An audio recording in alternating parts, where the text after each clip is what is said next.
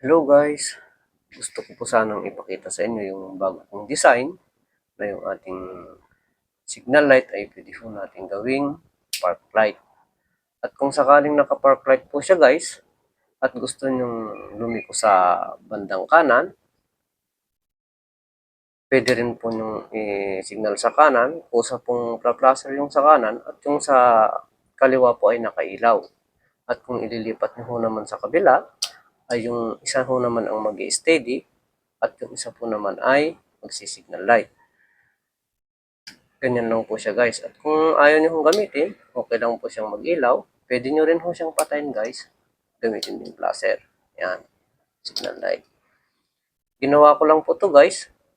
Para nang sa ganun, pang emergency. Ito nga po pala guys ang kailangang ikabit sa inyong motor o sasakyan kung sakaling magpapa-install kayo. Ito po guys yung nilagay kong switch ng ating park light. Tapos guys, kung sakaling magsisignal light kayo, ito lang po, kanan at kaliwa. Marami pong salamat guys. Hanggang sa susunod.